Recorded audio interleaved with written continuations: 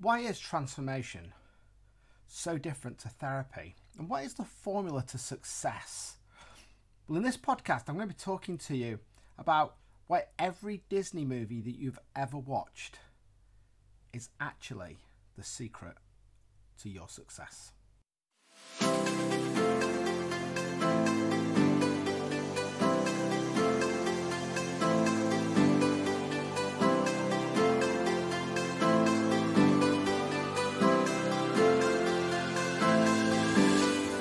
Welcome to the Talking Minds podcast. Come join us as we chat about a whole host of mindset-related issues, giving you both the male and female perspective. Don't miss out on the exciting interviews we'll be conducting with some truly inspirational guests. My name's Marcus Matthews, and I'm a rapid transformational therapist whose quest is to transform people's minds to reach their own personal greatness. My name is Tracy Carroll. I am a rapid transformational therapy practitioner, and my mission is to end the stigma surrounding mental health issues and show people they no longer need to suffer in silence.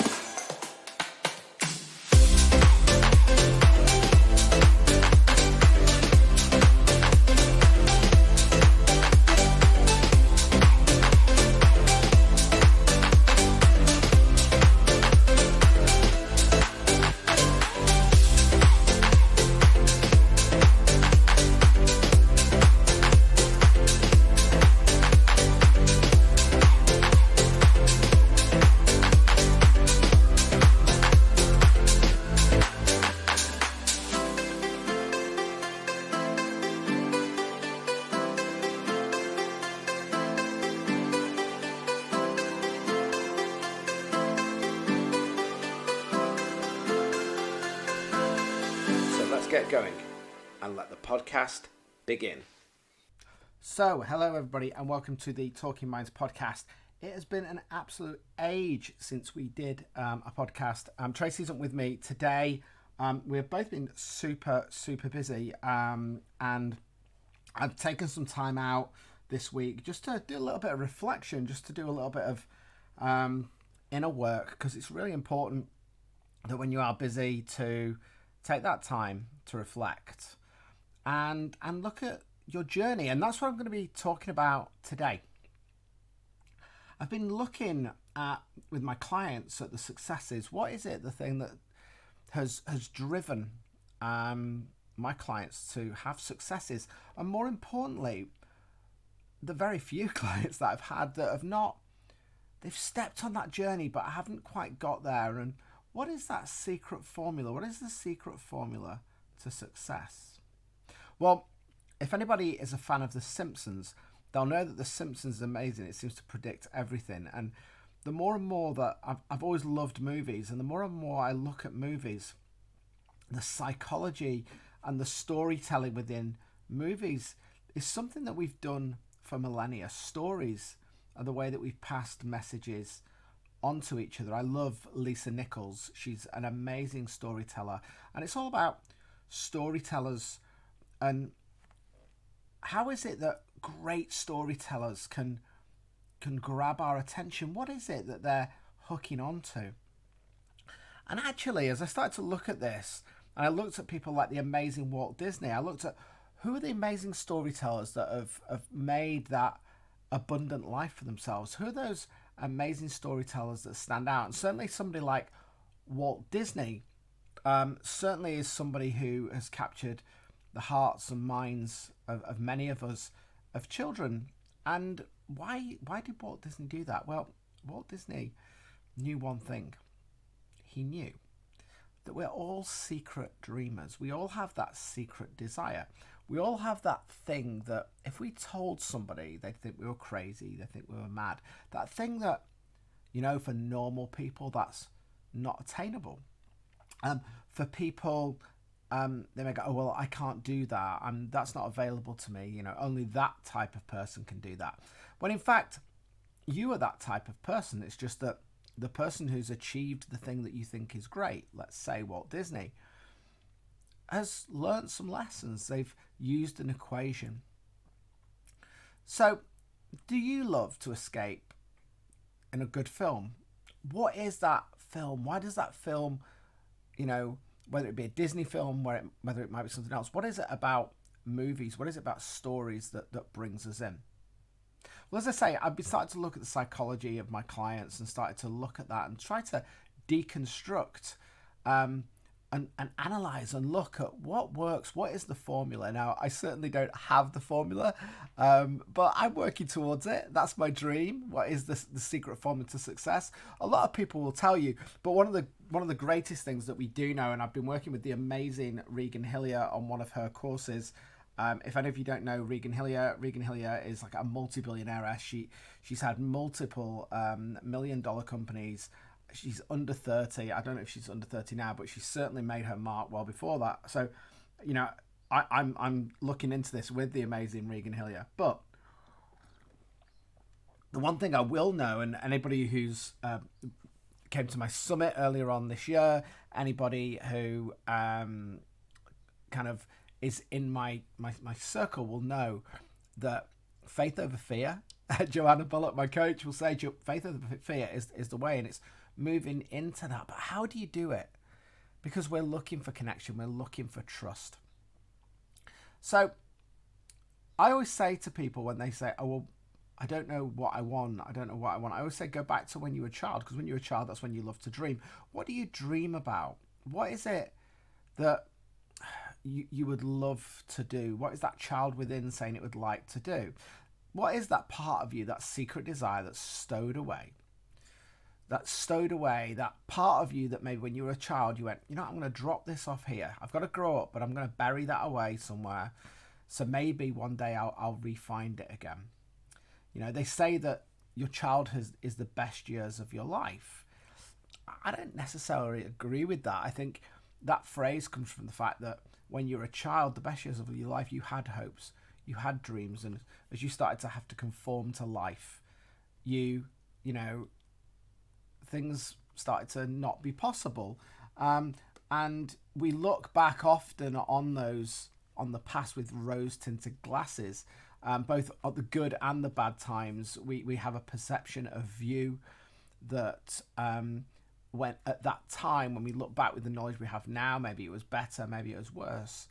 And until somebody reinvents the time machine, the only real way in which we can time travel is in our minds, both backwards and forwards.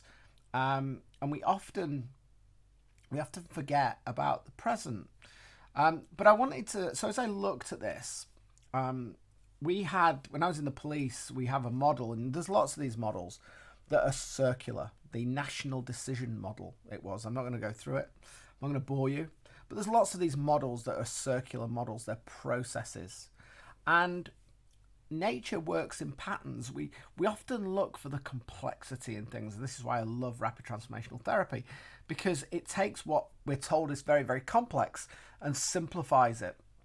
But there's a reason why circles are infinite. The circle may be infinite, but if we look at time, and let's just look at a clock, which is what we would use to measure time, the clock goes through a circular motion. And in fact, it only goes through a circular motion from 12 to 12 once a day, but we've actually changed that because it defines daytime and nighttime, so 12 a.m. to 12 p.m.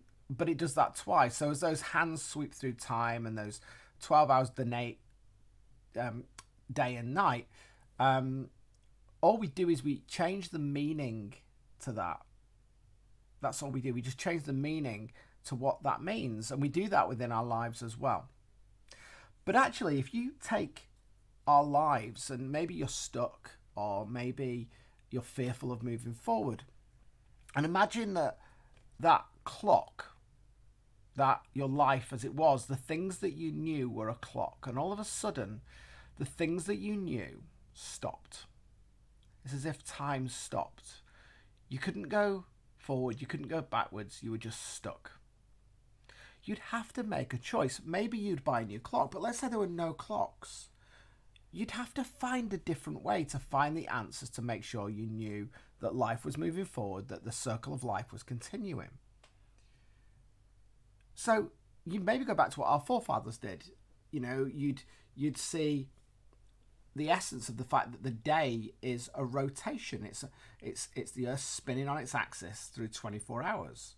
So you'd know that what day and night was, what the next day was, and you may mark that off in a different way.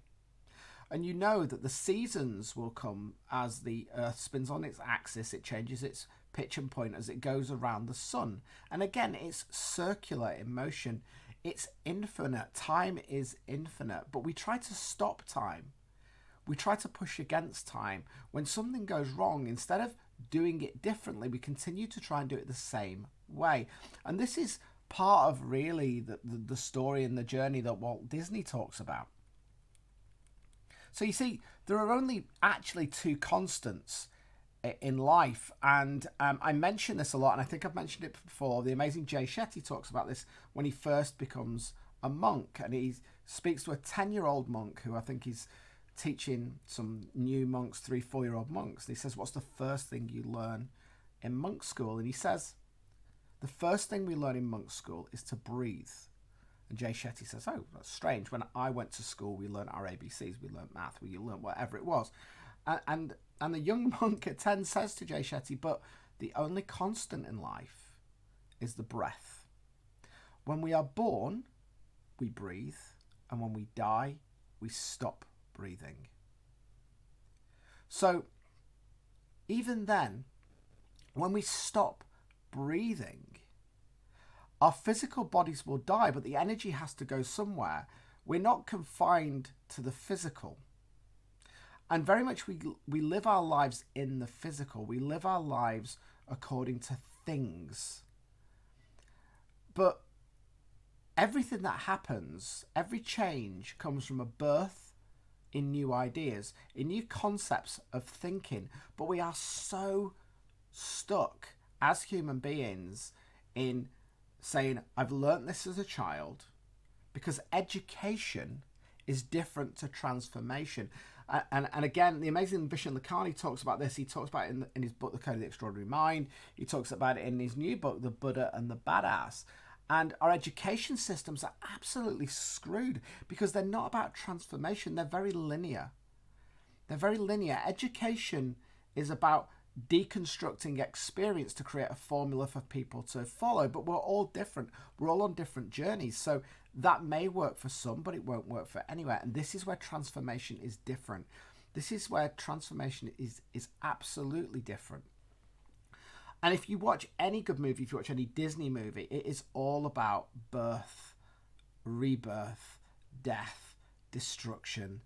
And they are the infinite laws of the universe. It doesn't matter whether you believe that or not. It is an absolute fact. We see it. People die. People are born every single day, and the world continues to go on. And when you actually analyze the time that you have on this earth and the billions and billions of years that our universe has been around, we're not even a speck on that. And we hold ourselves in such high esteem that we must achieve these lofty things. But for who? Is it for us? Or is it for somebody else? So I just want to look at therapy and transformation and try and link this into the whole Disney concept for you of how you can manifest and make your dreams come true and how that journey starts. Now, according to the Collins English Dictionary online, therapy is the treatment of someone with mental or physical illness without the use of drugs or operations. Now let's start. I'm going to repeat that again. So therapy. I've got a problem. I'm going to go to a therapist. And the definition is the treatment of someone with mental or physical illness without the use of drugs or operations. Oh my God, that sounds barbaric, doesn't it? When you think, I've got a mental illness, I've got a physical illness, I need to take drugs, I need to do something about it, I'm a failure. And this is the reason why people don't go to therapy, because that's the definition of it. And this is why I wanted to just really draw a line, in the sand here about what therapy is. Therapy is what someone does. It is a title. It is not what you do. It is what somebody else does to help you.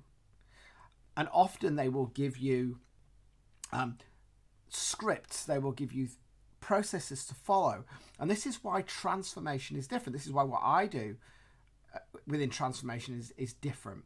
So any therapist can only give you a version of their experience, be that their life, be that their education. It is only their viewpoint. And for you to transform, for you to change, for you to make that shift, that rebirth, you need to transform. You do need to change. And that's what every Disney film will tell you. It's all about transformation.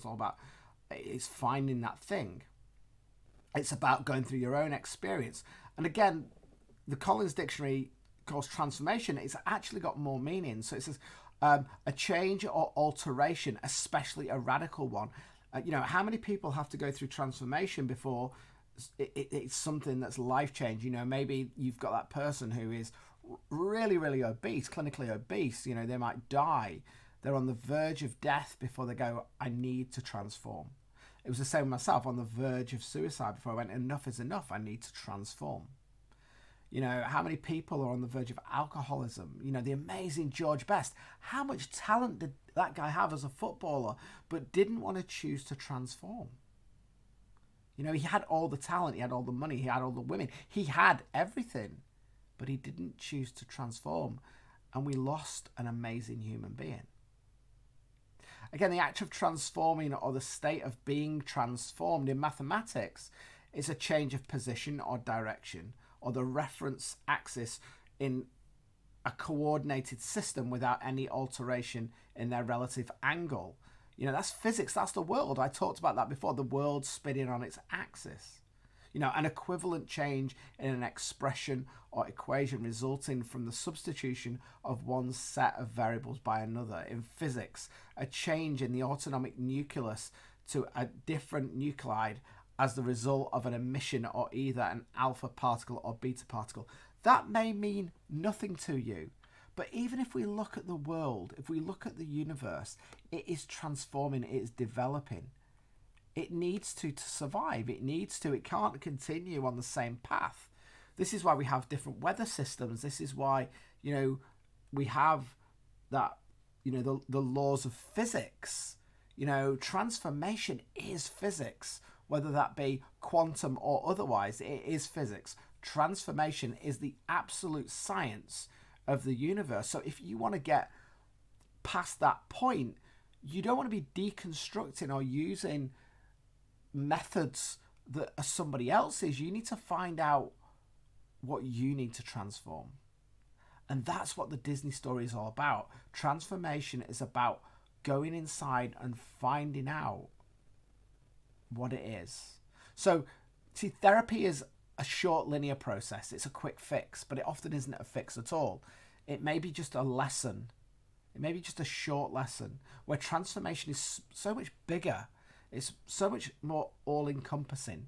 And that's why I love transformation. That's the reason why I love helping people transform, seeing those amazing shifts from going from impossible to I am possible. But a therapist doesn't help you transform. Well, they do, but a therapist, a coach, a mentor leads you to the possibility of change and shows you a variety of paths. It shows you your truth. They show you and challenge you to challenge yourself. And this is why, going back to my original statement at the beginning about failure and success of clients, if you go to a therapist because they've got the answer, well, you're starting from the wrong place. A bad therapist is still good because you find out they're not for you. But that doesn't mean you should stop. You shouldn't give up. What you've actually done by failing is by ticking something off that didn't serve you. The problem is if you continue doing the same thing and still get the same results because you believe that's the way you should do it, because that's the way somebody else did it, this is where you need to transform. If I look at my own story, I joined organisations, the army, the police, because of the sense of justice, standing up for the little guy. It was bigger than me. That inner child wanted to grow. It wanted to have some purpose. And every Disney story is about that. It's about something that's bigger. It's about awakening those secret dreams, those desires, the child, like the dreamer, that shared dream, something bigger, something better, to have that life mission, to move towards something bigger than ourselves. And often as children, we have that. This is why we love Disney movies. This is why we love movies, because it reinvigorates, reactivates that possibility we had as a child, often in the adult within us. It allows us to go into that dreamlike state, that alpha state of possibility. It allows us to do that when outwardly we're being told that's not possible, you're not good enough, that isn't available to you. And why? Because like every Disney character, every baddie in every Disney character, they'll do every underhanded thing they can to keep that person small, to stop them to growing. So where did it all go wrong? Well, the dream and the reality are often different. So we look to organizations, we look outwardly to go, I see what they have. You know, at the moment on Facebook, there are so many coaches, there are so many therapists that are going, I can get you to your 10K month. Look at my theory. Look at my way of doing things. I can do this, I can do that. And I'm sure they can. And it's great. But what is it they're selling you? They're selling you a method. They're selling you a product. One of the biggest realizations for me with rapid transformational therapy was when I changed it and said, this is just a tool. This is just a tool that I'm going to use with my experience to help transform people's lives. It is absolutely powerful. It's absolutely amazing. But every therapist will use that tool in a slightly different way. You know, I saw as a child infinite possibilities, and as I grew up, those infinite possibilities were drowned out by the voices of others who said, you can't do that.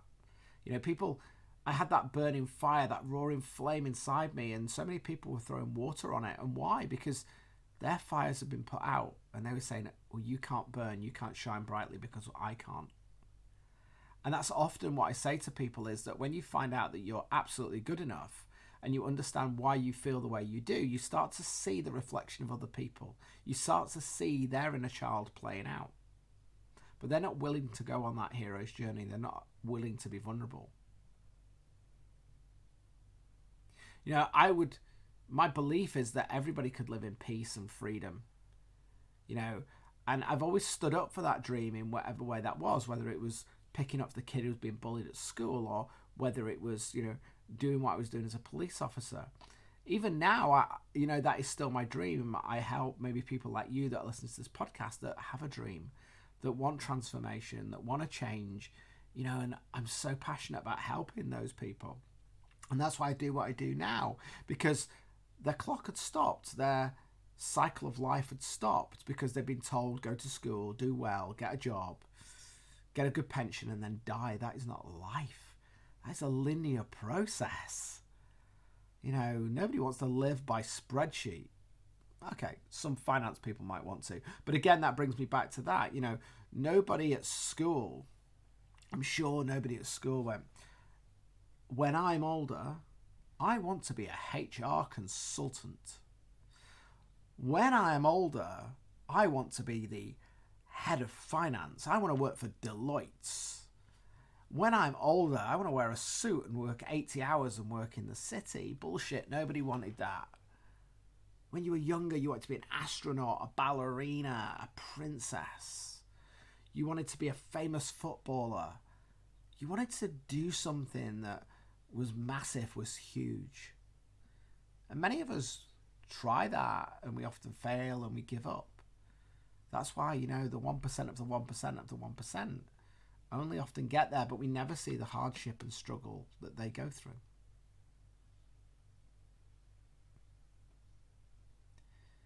So when you look at nature, when you look at the universe, it plays full out. Yes, there's resistance. Yes, there's chaos. Yes, things go wrong, but it then goes again. The circle of death, destruction plays out. And as we watch our movies, just watch a Disney movie and just watch that dance of death, destruction, rebirth happen within all the characters, even the baddies, because we spend our lives looking for something outwardly. We're looking for that perfection in the future. We're in a race that we are never going to win. And a lot of our heroes are in that. They're looking for the glory. They're looking for that thing. And often, many of our heroes need to have that near-death experience before we have that awakening, before we get to that significant point where we have two choices really in life: to conform with the tribe or rebel and be reborn. You see, to conform is easy. We have a set of rules, we can stay there, it keeps us safe, it keeps us connected. But often we feel unfulfilled. We still have a yearning inside. And we just see that it's impossible, that we can't break free, because that part of our subconscious mind that loves the familiar is saying, stay where you are, don't kill me. I often say this, that when I went through my own struggles, when I was on the verge of suicide, and as a police officer, unfortunately, I've seen the other side of suicide. I've spoken to the relatives of people who've died, and I am absolutely convinced that the thoughts of suicide are nothing but any other feeling in our body. It is an alarm signal. It's a warning. Happiness is there to say this is good. Sadness is there to say, ooh, this is not so good. Maybe we need to change. But often we bury sadness down. Often we bury happiness down. I, from the age of 5, wanted to be a cop. I wanted to be that hero. I wanted to serve. I wanted to do that thing that was bigger than me. But I had to give away. I had to kill the thing I loved to allow me to move forward, to manifest, and to go on to the next thing. And I'm going through that rebirth, that pain again. And we've got to accept that there is going to be some sort of pain. But as soon as we accept it, as soon as we make it as a choice of, I don't like this, and actually, I'm willing for it not to work. I'm willing to go on this journey. I'm willing for it to fail. I'm prepared for it to fail. I don't want it to fail. I'm going to give it my all. But if it doesn't work out, I'm not a failure. I've just learned a lesson. The amount of marketing people that I've spent money with who have been terrible and gotten me nothing at all. But they've led me to somebody that I'm working with now. And I'm sure that will happen in the future. The more you fail, the more you succeed. So I decided personally to risk everything that I'd dreamed of since the age of 5, to go back to my life goal rather than my means goal. Not to be rich and successful, to have the gold glory girls we're all told are the markers for success, but to feel at peace, to feel fully present and content with who I am. And I'm still on that journey, and I'm sure many of you are as well. And I'm looking for those people who share that desire to come on that journey with me. Because those people you take with you may only be a season. The therapist that you go to, the coach you go to, may be there for a season. They may be there to protect you through winter. They may be there to give you that ray of hope.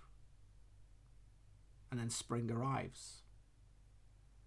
Because life is a season, it's circular. So those people you take with you might stay with you, and they might go, and it's okay. That relationship that was so abusive that you can't let go of because society says you must stay with that person.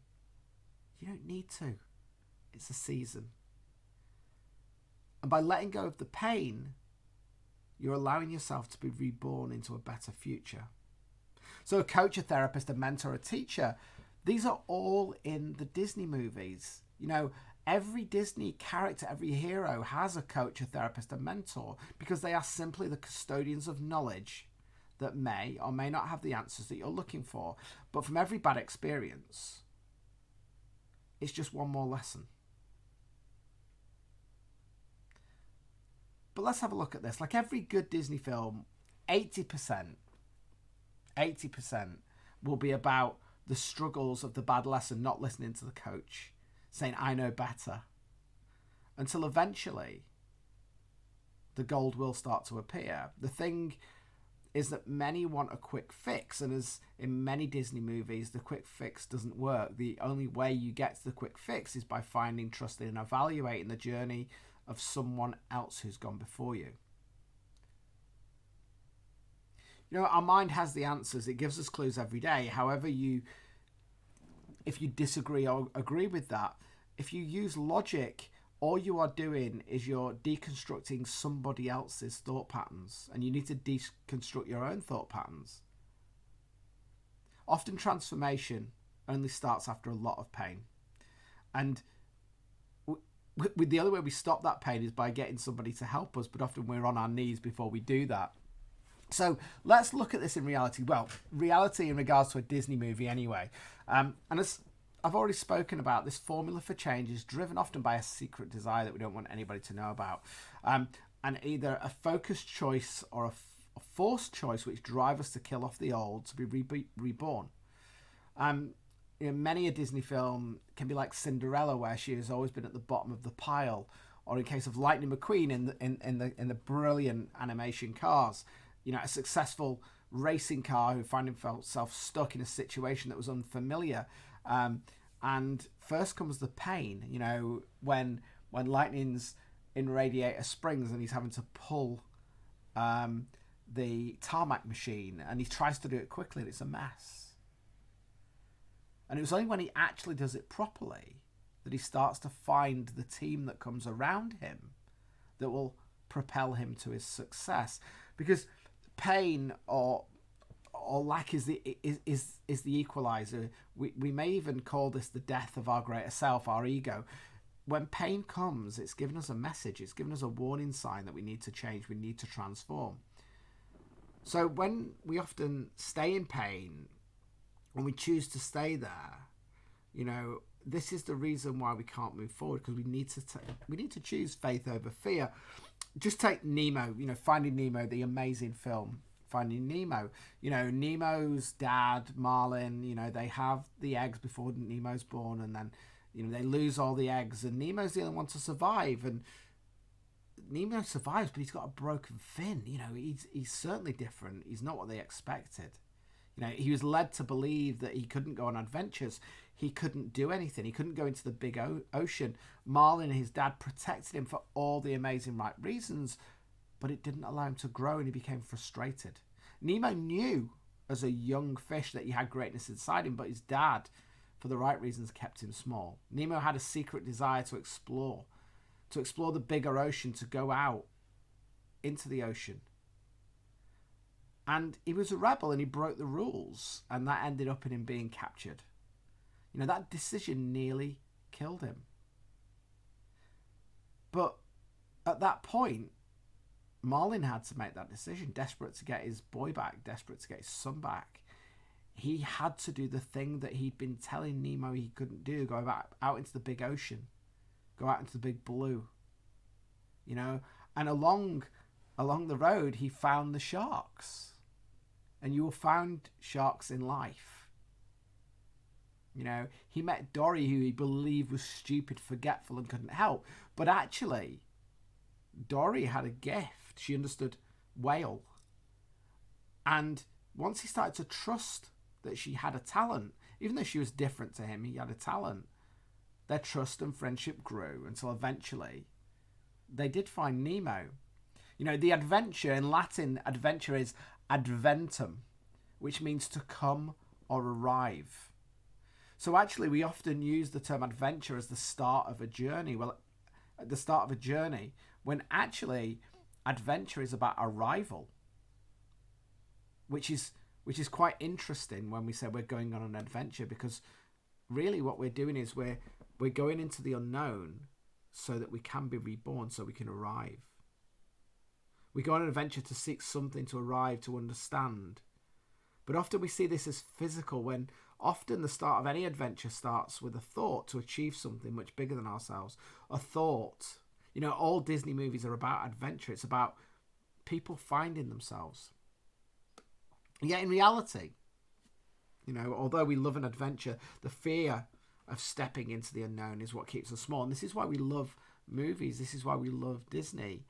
You know, because it allows us to go on those adventures without doing it ourselves. But if you look at, you know, anybody in the armed forces will tell you that the adventures that you get Well, serving, you can't recreate. You can't recreate because they are unique, you know. For those of us who step through fear and start that journey, do so based on belief, faith, instinct, not logic. We may have an idea of what we're going to do, but often, you know, logic only gets us so far. Logic never created great ideas. Logic is actually the deconstruction of great ideas after the event. It's after the adventure's happened, after we've put faith over fear and we reflect. That is where logic comes from. That's why you don't know what you don't know. So you'll never really live your greatness. You'll never be that Disney hero, because if you're using logic, you're simply referring to someone else's perception of a journey and of a past event. But that's not you. You know, try walking around whilst looking behind you. Eventually you'll hit something and you'll hurt yourself, and soon you'll learn to focus on what is important to actually face the right direction. You know, that choice will often start with, I don't know what I'm doing or how to do it. But often we miss the obvious. Why do I need to change? Why will this work? You know, if you look at therapy, you know, CBT, why are you choosing CBT? Well, it's because that's what you've been told you need to do. And this is how you do it. You go to your doctor. But why? Ask yourself why. Why aren't you choosing a different path? Why aren't you looking at different choices? Everything starts with why. When you're stuck, never ask, what will I do or how can I fix this? But why am I doing it anyway? Why am I going on that journey? And every Disney story has an underlying why. It's not a what, it's not a how. I recently read Vishen Lakhiani's book, The Buddha and the Badass, and that was following his amazing book, The Code of the Extraordinary Mind. And he talks a lot about when people say about affirmations, and this was a real eye-opener for me, is that if anybody knows about affirmations, you know, we'll often say it's about manifesting in your mind something in the future. So I am abundant, I am rich, I am getting that £20,000. And often the thought doesn't match the feeling. And he said about just changing that to, why am I so abundant? Why am I so rich? And the difference with that is that why opens up infinite possibilities. When you ask why, when you delve into, why am I abundant? Why am I rich? Not why am I not? Why am I? And you start to focus on the positives that you have now presently. You start to recognize the patterns that are going to build that abundance, that are going to build the things that you need.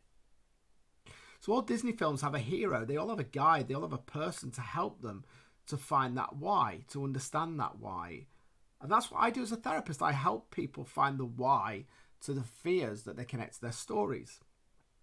You know, Aladdin had the genie. You know, the genie had been around for thousands and thousands of years. He had that knowledge. Lightning McQueen had Doc Hudson, the old racing car, who'd been on the journey. Marlin, in Nemo, in Finding Nemo, had Crush the turtle, 150-year-old turtle who guided him on the EAC, the East Australian Current, dude, to get him to Sydney. Now, let's think about that. Marlin could have not met Crush. He could have not met the turtles. He wouldn't have known about the superhighway, the EAC, that would have got him to Sydney quicker. And that's often when we talk about getting help, mentors or whatever, is you absolutely can swim in the ocean for thousands and thousands and thousands and thousands of miles, and it'll take you years and years and years to come to the same conclusions that somebody like Crush or someone like myself had already got to. Crush was just saying, you want to get there. Don't go that way. Think about this way. Why is it you want to get there? Why do you want to get there quicker? Why will this work better? And what you have is choice. And when you have choice, you have power. Cinderella had the fairy godmother. And you may say, well, the fairy godmother had magic. The fairy godmother had magic. But there's magic everywhere.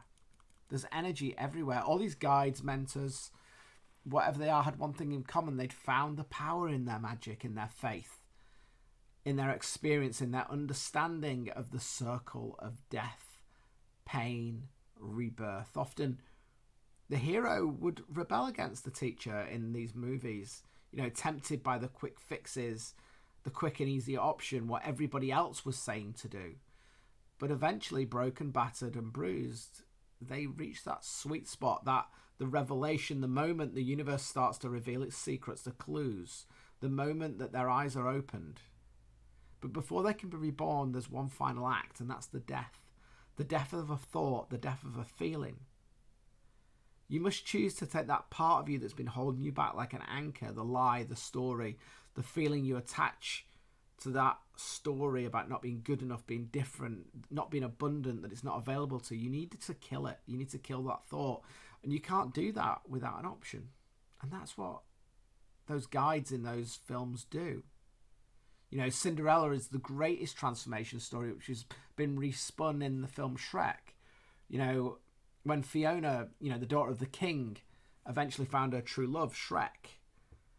True love's form was not the prince and the princess, but it was the ogre.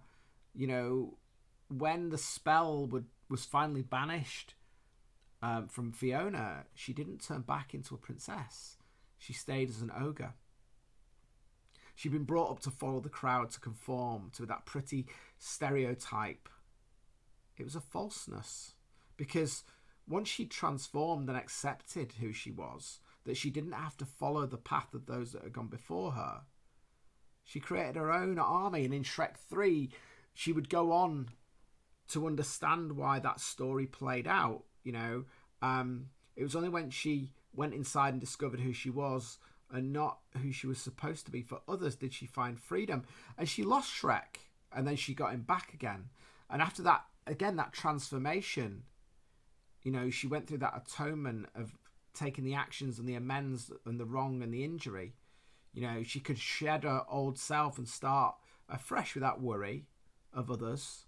And all of a sudden, in Shrek 3, there's an abundance of ogres, and those that had followed and conformed had been hoodwinked by Rumpelstiltskin, who'd taken over, who'd tricked everybody in Far, Far Away.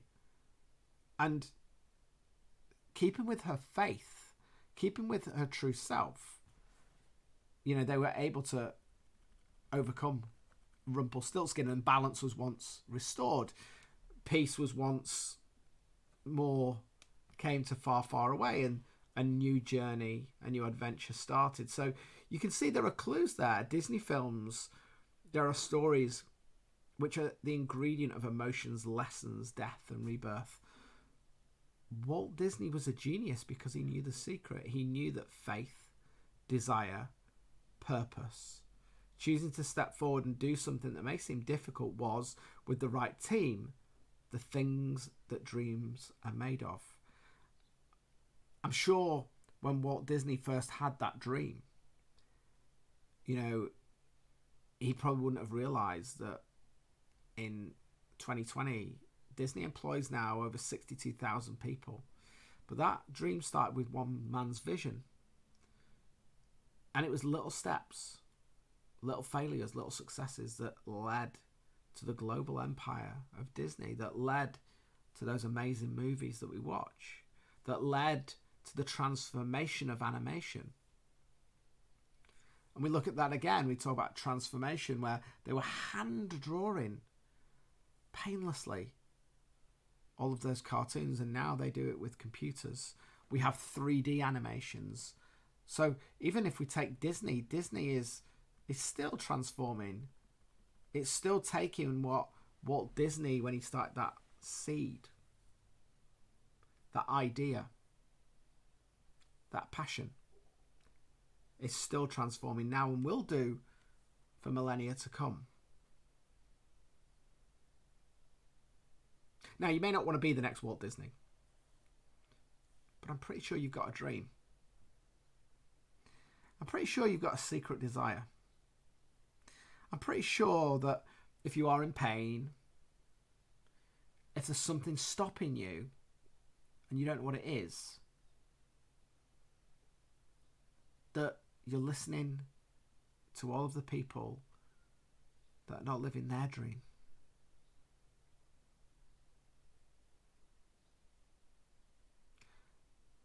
So a little bit like all of those guides that helped our heroes be successful.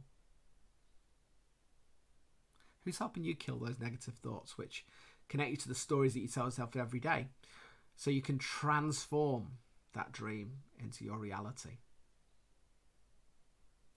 You see, stories, dreams are actually our true realities.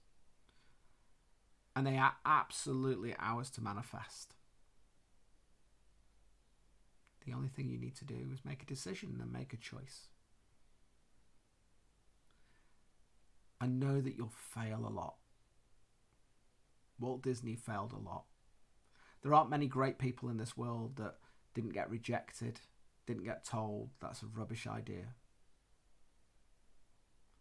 I can pretty much guarantee you there isn't a story out there where somebody's been absolutely successful and they have never failed. I will tell you now, they have probably failed more than they've succeeded. They have probably knocked on so many doors, but all it took was one door to open. But that door will never open unless you start that journey of transformation.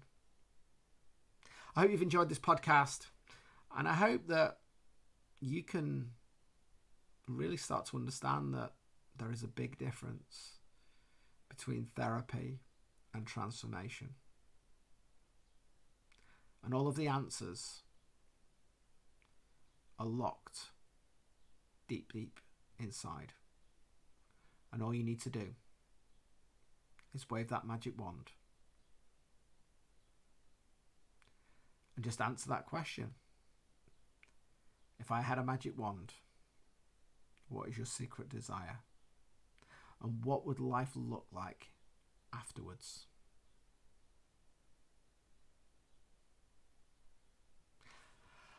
Have an amazing day, evening, wherever you are. Thank you for listening to this podcast. And hopefully it won't be too long until the next one. But until then, have an amazing time, everybody. Go out there, live your dreams, and make your life count.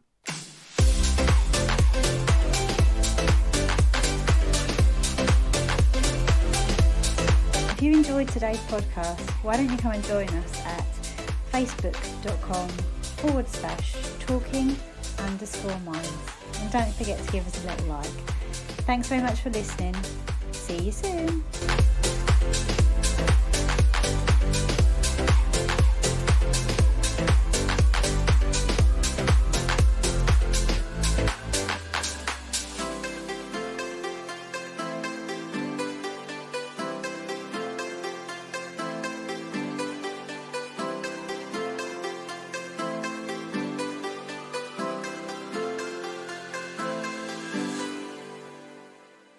If you enjoyed this podcast and wanted to find out more about how you can transform your life, then why not pop over to my website, which is makeyourlifecount.co.uk.